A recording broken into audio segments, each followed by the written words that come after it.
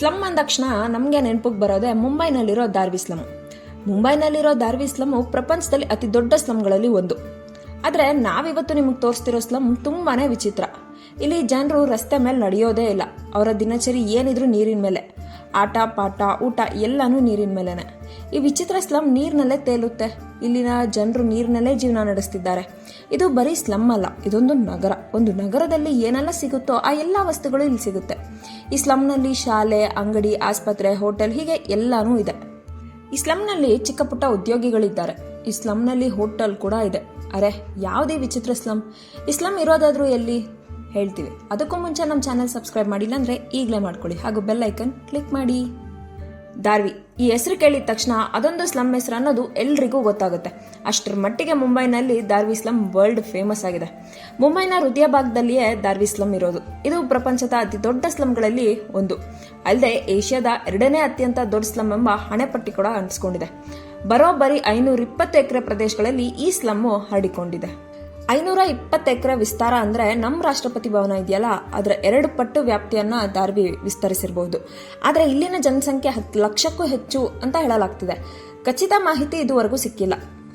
ಇಲ್ಲಿ ಭಾರತದ ಎಲ್ಲಾ ಭಾಷೆ, ಸಂಸ್ಕೃತಿಯ ಜನರು ವಾಸವಿದ್ದಾರೆ. ಬಹುಶಃ ನಿಮ್ಗೆಲ್ಲ ಸ್ಲಮ್ ಅಂದಾಕ್ಷಣ ನೆನಪಿಗೆ ಬರೋದೇ ಮುಂಬೈನಲ್ಲಿರೋ ಈ ದಾರ್ವಿ ಸ್ಲಮ್. ಆದ್ರೆ ನಾವಿವತ್ತು ನಿಮಗೆ ತೋರಿಸ್ತಿರೋ ಸ್ಲಮ್ ತುಂಬಾನೇ ವಿಚಿತ್ರ. ಇಲ್ಲಿ ಜನರು ರಸ್ತೆ ಮೇಲೆ ನಡೆಯೋದೇ ಇಲ್ಲ. ಅವ್ರ ದಿನಚರಿ ಏನಿದ್ರು ನೀರಿನ ಮೇಲೆನೆ. ಅರೆ, ಇಂಥದ್ದೊಂದು ವಿಚಿತ್ರ ಸ್ಲಮ್ ಇರೋದಕ್ಕೆ ಸಾಧ್ಯನೇ ಇಲ್ಲ ಅಂತ ಯೋಚಿಸ್ತಿದ್ದೀರಾ? ಖಂಡಿತ ಇದೆ. ಈ ಸ್ಲಮ್ ದೃಶ್ಯಗಳು ನೀವೇ ನೋಡಿ. ನೀರಿನ ಮಧ್ಯೆ ಮರದ ಹಲಗೆಗಳಲ್ಲಿ ಕಟ್ಟಿರೋ ಮನೆಗಳು, ಮರದ ಹಲಗೆಯ ಮನೆಯಲ್ಲಿ ಜೀವನ, ಮರದ ಮನೆಗಳ ಮಧ್ಯೆಯೇ ಕಾಲುವೆಗಳ ರೀತಿಯಲ್ಲಿ ಕೊಳಚೆ ನೀರು ನಿಂತಲ್ಲೇ ನಿಂತಿದೆ. ಈ ಕೊಳಚೆ ನೀರಿನಲ್ಲಿ ಬೋಟ್ಗಳ ಸಹಾಯದಿಂದ ಜನರು ಓಡಾಡುತ್ತಿದ್ದಾರೆ, ಮಕ್ಕಳು ಆಟವಾಡುತ್ತಿದ್ದಾರೆ. ಅಷ್ಟೇ ಅಲ್ಲ, ವ್ಯಾಪಾರಸ್ಥರು ಕೂಡ ಅಲ್ಲೇ ವ್ಯಾಪಾರ ಮಾಡ್ತಿದ್ದಾರೆ.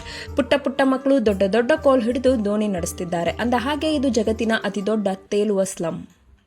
ಇಲ್ಲಿನ ಜನರು ದೋಣಿಯಲ್ಲಿ ತರಕಾರಿ ಮಾರ್ತಾರೆ. ಈ ತರಕಾರಿ ತೆಗೆದುಕೊಳ್ಳುವವರು ಕೂಡ ದೋಣಿಯಲ್ಲೇ ಬರ್ತಾರೆ. ಮನೆಗೆ ಬೇಕಾದ ದಿನಸಿ ವಸ್ತುಗಳು ಕೂಡ ದೋಣಿಯಲ್ಲೇ ಸಿಗುತ್ತೆ.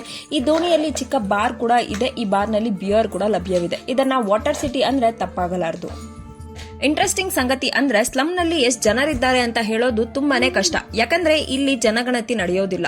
ಕೆಲವೊಂದು ಬಾರಿ ಇಲ್ಲಿ 80,000 ಜನರಿದ್ದಾರೆ ಅಂತ ಹೇಳಲಾಗುತ್ತೆ. ಮತ್ತೊಂದು ಬಾರಿ 1 ಲಕ್ಷ ಜನರಿದ್ದಾರೆ ಅಂತ ಹೇಳಲಾಗುತ್ತೆ. ಇಲ್ಲಿನ ಜನರ ಪ್ರಕಾರ ಈ ತೇಲುವ ಸ್ಲಮ್ನಲ್ಲಿ ಬರೋಬ್ಬರಿ 2 ಲಕ್ಷ ಜನರಿದ್ದಾರೆ. 2 ಲಕ್ಷ ಜನರಿಗೆ ಈ ತೇಲುವ ಸ್ಲಮ್ ಆಶ್ರಯ ನೀಡಿದೆ. ನಮ್ಮಲ್ಲಿ ಪ್ರವಾಹ ಬಂದಾಗ ಹೇಗೆ ನೀರು ತುಂಬಿಕೊಂಡಿರುತ್ತೋ ಅದೇ ರೀತಿ ನೀರು ತುಂಬಿಕೊಂಡಿರುತ್ತೆ. ಹಾಗಂತ ಇಲ್ಲಿ ಮಳೆಗಾಲದಲ್ಲಿ ಮಾತ್ರ ನೀರು ತುಂಬಿರೋದು ಅಂತಲ್ಲ. ವರ್ಷದ 365 ದಿವಸವೂ ಇಲ್ಲಿ ನೀರಿರುತ್ತೆ. ಅದು ಸುಮಾರು 5 ಅಡಿ ಎತ್ತರಕ್ಕೆ. ಈ 5 ಅಡಿ ಆಳದ ನೀರಿನಲ್ಲಿ ಇಲ್ಲಿನ ಜನರು ಮರದ ಹಲಗೆಯಲ್ಲಿ ಮನೆ ಕಟ್ಕೊಂಡು ಬದುಕು ನಡೆಸ್ತಿದ್ದಾರೆ. ಆಫ್ರಿಕಾ ಪ್ರಪಂಚದ 7 ಖಂಡಗಳಲ್ಲಿ ಒಂದು. ನಮ್ಮ ಭಾರತೀಯರು ಕೂಡ ಆಫ್ರಿಕಾ ಪ್ರವಾಸ ಆಗಾಗ ಕೈಗೊಳ್ತಾ ಇರ್ತಾರೆ. ಯಾಕಂದ್ರೆ ಇಲ್ಲಿನ ಸಾಕಷ್ಟು ಪ್ರವಾಸಿ ಆಕರ್ಷಣೆಗಳು ವಿಶ್ವವನ್ನೇ ತನ್ನತ್ತ ಸೆಳೆದುಕೊಳ್ಳುತ್ತಂತೆ.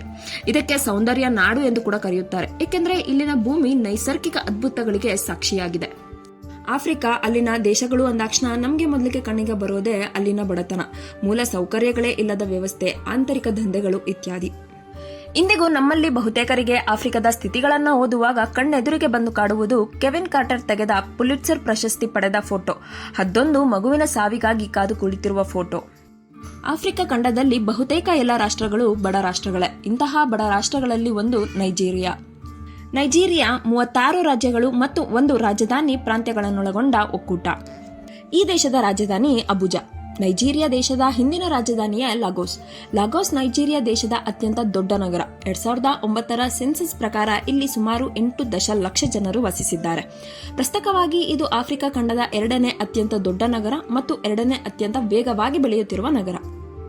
ಹೀಗಾಗಿ ಲಾಗೋಸ್ ನಗರವು ನೈಜೀರಿಯಾದ ಆರ್ಥಿಕ ಮತ್ತು ವಾಣಿಜ್ಯ ಕೇಂದ್ರವಾಗಿದೆ. ನೈಜೀರಿಯಾದ ಲಾಗೋಸ್ ರಾಜ್ಯದಲ್ಲಿರುವುದೇ ಈ ತೇಲುವ ಕೋಲೆಗೆರೆ. ಇದರ ಹೆಸರು ಮಕೋಕೋ. ಮಕೋಕೋ ನೈಜೀರಿಯಾದ ದಕ್ಷಿಣ ಭಾಗದ ಲಾಗೋಸ್ ರಾಜ್ಯದಲ್ಲಿನ ಕೋಲೆಗೆರೆ.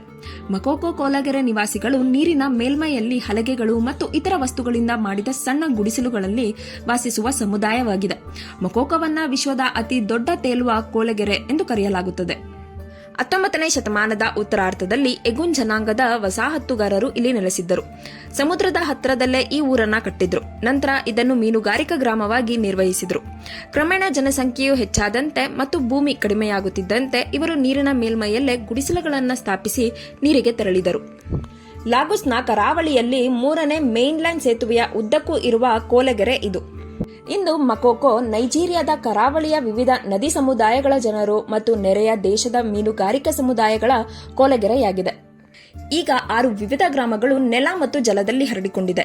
ಇಲ್ಲಿನ ಜನ ಫ್ರೆಂಚ್, ಇಂಗ್ಲಿಷ್, ಯೋರುಬಾ ಮತ್ತು ಎಗುನ್ ಭಾಷೆಗಳನ್ನು ಮಾತನಾಡುತ್ತಾರೆ. ತೇಲುವ ನರ್ಸರಿಗಳು, ಶಾಲೆಗಳು, ಚರ್ಚ್ಗಳು ಎಲ್ಲವೂ ನೀರಿನ ಮೇಲ್ಮೈಯಲ್ಲೇ ಸ್ಥಾಪಿಸಲಾಗಿದೆ. ಕೊಲೆಗೆರೆ ನಿವಾಸಿಗಳು ತಮ್ಮದೇ ಆದ ವಿಶಿಷ್ಟ ಸಾಮಾಜಿಕ ಮತ್ತು ಸಾಂಸ್ಕೃತಿಕ ಶೈಲಿಗಳಲ್ಲಿ ನಿರ್ವಹಿಸುತ್ತಾರೆ. ಸ್ಲಂನ ವಿವಿಧ ಭಾಗಗಳಲ್ಲಿ ಬೆಲ್ಸ್ ಎಂದು ಕರೆಯಲ್ಪಡುವ ಸ್ಥಳೀಯ ಮುಖ್ಯಸ್ಥರು ಅಧ್ಯಕ್ಷತೆ ವಹಿಸುತ್ತಾರೆ.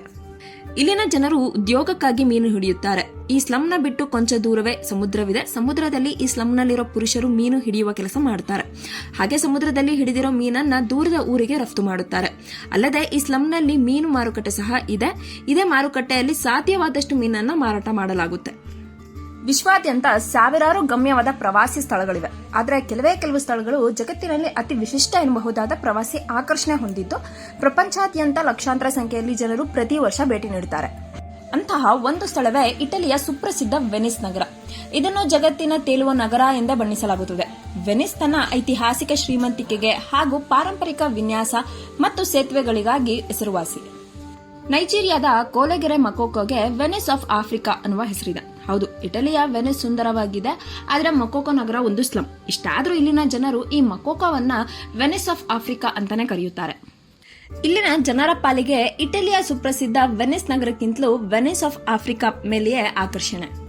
ಸಿಂಪಲ್ ಆಗಿ ಹೇಳಬೇಕು ಅಂದ್ರೆ ಮಕೋಕೋ ನಮ್ಮ ಮುಂಬೈ ನಗರದಲ್ಲಿ ಧಾರಾವಿ ಸ್ಲಂ ಇದ್ದಂತೆ. ಈ ಲಾಗೋಸ್ ನಗರದಲ್ಲಿ ಅತಿ ದೊಡ್ಡ ಸೇತುವೆ ಇದೆ. ಈ ಸೇತುವೆ ಪಕ್ಕದಲ್ಲಿ ಈ ಸ್ಲಂ ಇದೆ. ಈ ಸ್ಲಂ ಅನ್ನ ಲಾಗೋಸ್ ಸ್ಥಳೀಯ ಆಡಳಿತ ದೊಡ್ಡ ಕಪ್ಪು ಚುಕ್ಕಿ ಅಂತಾನೆ ಭಾವಿಸಿದೆ.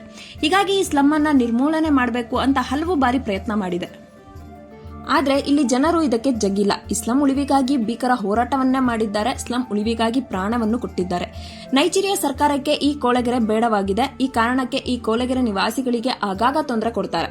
ಸರ್ಕಾರ ಎಷ್ಟೇ ತೊಂದರೆ ಕೊಟ್ಟರು ಈ ಸ್ಲಂ ನಿವಾಸಿಗಳು ಈ ಪ್ರದೇಶ ಬಿಟ್ಟು ಕದಲ್ತಿಲ್ಲ. ಈ ರೀತಿಯಲ್ಲೇ ಬದುಕೋದು ಅವರಿಗೆ ಅಭ್ಯಾಸವಾಗಿ ಹೋಗಿದೆ. ಇಂಜಿನಿಯರ್ ತಂತ್ರಜ್ಞಾನದ ಸಹಾಯವಿಲ್ಲದೆ ಜನರೇ ಕಟ್ಟಿದ ತೇಲುವ ಕೊಲೆಗೆರೆ ಮಕೋಕೋ. ಆದ್ರೆ ಈಗ ವಿಶ್ವದ ಬೇರೆ ಬೇರೆ ಕಡೆ ನಿರ್ಮಾಣ ಆಗ್ತಿರೋ ತೇಲುವ ನಗರಗಳಿಗೆ ಈ ತೇಲುವ ಸ್ಲಂ ಪ್ರೇರಣೆಯಾಗಿದೆ. ಇದನ್ನ ನೋಡಿಯೇ ಮಾಲ್ಡಿವ್ಸ್ ಮತ್ತು ದಕ್ಷಿಣ ಕೊರಿಯಾ ತೇಲುವ ನಗರ ನಿರ್ಮಿಸಲು ಹೊರಟಿದೆ. ಮಾಲ್ಡಿವ್ಸ್ ನಿಸ್ಸಂದೇಹವಾಗಿ ಅದ್ಭುತವಾದ ದ್ವೀಪ.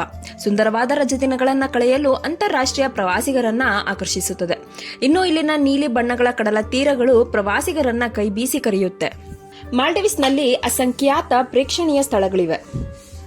ಹಲವಾರು ಪ್ರವಾಸಿ ಆಕರ್ಷಣೆ ಇರುವ ಮಾಲ್ಡಿವ್ಸ್ನಲ್ಲಿ 20,000 ಜನರಿಗೆ ಅನುಕೂಲವನ್ನ ಉಂಟು ಮಾಡಲು ತೇಲುವ ನಗರವನ್ನ ನಿರ್ಮಿಸಲು ಸಜ್ಜಾಗಿದೆ. ಈ ವಿಶಿಷ್ಟವಾದ ತೇಲುವ ನಗರವು ರಾಜಧಾನಿ ಮಾಲೆಯಿಂದ ಸುಮಾರು 10 ಕಿಲೋಮೀಟರ್ಗಳ ದೂರದಲ್ಲಿ ನಿರ್ಮಿಸಲಾಗುತ್ತಿದೆ. ಅಲ್ಲದೆ ಈ ತೇಲುವ ನಗರವನ್ನ ಮಾಲ್ಡಿವ್ಸ್ ಫ್ಲೋಟಿಂಗ್ ಸಿಟಿ ಎಂಬ ಹೆಸರಿನಲ್ಲಿ ಕರೆಯಲಾಗುತ್ತದೆ. ಈ ನಗರದ ಯೋಜನೆಯನ್ನ 2027ರಲ್ಲಿ ಪೂರ್ಣಗೊಳಿಸಲು ನಿರ್ಧರಿಸಿದೆ. ಈಗ ನಿರ್ಮಾಣ ಆಗ್ತಿರುವ ತೇಲುವ ನಗರಗಳಿಗೆ ತೇಲುವ ಸ್ಲಂ ಮಕೋಕೋ ಪ್ರೇರಣೆ ಕೂಡ ಹೌದು. ಆದರೆ ಯಾವುದೇ ಸೌಲಭ್ಯ, ಇಂಜಿನಿಯರ್ ತಂತ್ರಜ್ಞಾನ ಯಾವುದೂ ಇಲ್ಲದೆ ಜನರೇ ಕಟ್ಟಿದ ತೇಲುವ ಕೊಲೆಗೆರೆ ಈ ಮಕೋಕೋ. ಚಂಡಮಾರುತ, ಸುನಾಮಿ ಯಾವುದನ್ನು ತಡೆಯೋ ಶಕ್ತಿ ಈ ಸ್ಲಂಗಿಲ್ಲ. ಆದರೂ 2 ಲಕ್ಷಕ್ಕಿಂತ ಹೆಚ್ಚು ಜನ ಅಲ್ಲಿ ಹಲವಾರು ವರ್ಷಗಳಿಂದ ತೇಲುತ್ತಲೇ ಬದುಕು ಕಟ್ಟಿಕೊಂಡಿದ್ದಾರೆ. ನೈಜೀರಿಯಾ ಸರ್ಕಾರಕ್ಕೆ ಈ ಕೊಲೆಗೆರೆಯನ್ನ ಸುಂದರವಾದ ನಗರ ಮಾಡುವ ಎಲ್ಲ ಅವಕಾಶ ಇದೆ. ಆದರೆ ಅದನ್ನ ಮಾಡಿಲ್ಲ ಅನ್ನೋದೇ ದುರಂತ. ಬಹುಶಃ ಹಣ ಮತ್ತು ದೂರದೃಷ್ಟಿ ಕೊರತೆಯೇ ಇದಕ್ಕೆ ಕಾರಣ ಆಗಿರಬಹುದು.